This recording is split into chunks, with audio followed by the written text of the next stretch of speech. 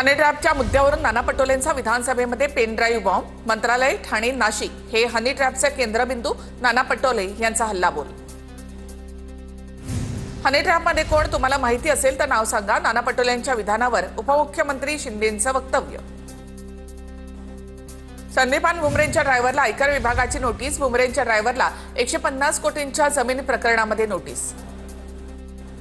फक्त 12 गुंठ्यासाठी महादेव मुंडेंना मारलं, नावासह तक्रारी आल्यानंतर आरोपींना अटक करायला हवी होती। पोलिसच आकाचं काम करतात, महादेव मुंडे प्रकरणावरून सुरेश धस यांचा गंभीर आरोप।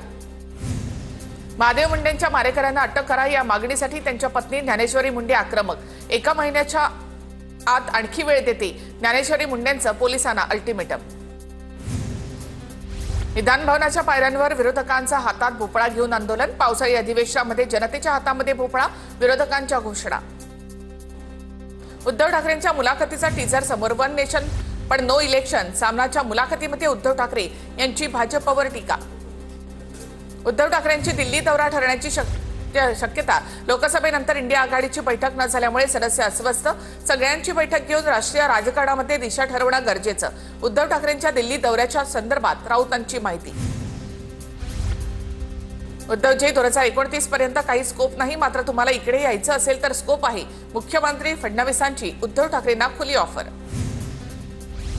फडणवीसांची ऑफर नाही तर त्या टपल्या टिचक्या, फडणवीसांच्या ऑफरवरून संजय राऊतांचा पलटवार, फडणवीस टोले टोमणे मारण्यात पटाईत, राऊतांची देवेंद्र फडणवीसांवर टीका।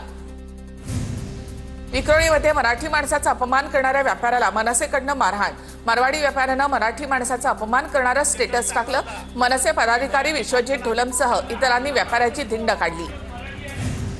मराठीबद्दल चुकीचे उद्गार काढाल तर मराठी माणूस पेटून उठेलच, मराठी भाषा आणि मराठी माणसांच्या नादी लागू नका, विक्रोळीमधील प्रकारानंतर अविनाश जाधवांची प्रतिक्रिया।